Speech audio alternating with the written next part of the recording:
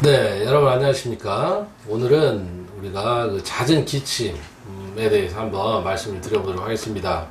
흔히들 이제 뭐 기침이 잦으면 누구라도 이제 생각하기에 이제 폐나 기관지의 문제라고 생각을 할 수 있습니다. 하지만 우리가 뭐 폐 엑스레이를 찍어본다랄지 아니면 뭐 CT를 찍어봐도 폐 이상이 없는 경우가 많이 있습니다. 의외로 이제 그런 경우에는 역류성 식도염을 한번 의심해 볼 수 있습니다. 보통 이제 식도 쪽에는 우리가 위산이 올라오지 않는 것이 정상이죠. 그래서 올라오지 않아야 되는데, 이게 중력을 거슬러서 식도 쪽으로 역류를 한다라고 하는 것입니다. 그러한 경우에는 보통 이제 위산이 많아서 그러겠죠. 근데 위산이 아무리 많아져도 우리가, 뭐, 낮에 이렇게 뭐 서 있거나 앉아 있거나 이런 경우에는 뭐 되새김질을 한다거나 뭐 아니면 뭐 구토를 한다랄지 이런 것이 잦지 않은 이상 그래도 위산이 올라오기는 그렇게 쉽지가 않습니다. 근데 중요한 것은 이러한 분들은 대개는 저녁에 과식을 하는 사람들한테 많습니다.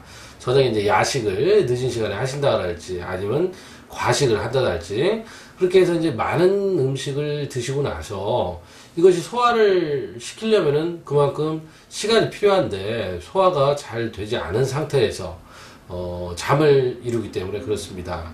보통 우리가 이제 소화라고 하는 것은 크게 이제 두 가지로 나눌 수가 있는데 이제 위장의 이제 근육 운동으로 생각할 수 있습니다. 그래서 근육이 음식물을 잘게 이제 부수고 이런 힘이 없을 때는 어떻습니까? 우리가 위산을 뿌리게 되겠죠. 그래서 보통 이제 늦은 시간에 포만감을 느끼게 드시고 나서는 어떻습니까? 대개 이제 잠을 주무시게 되죠.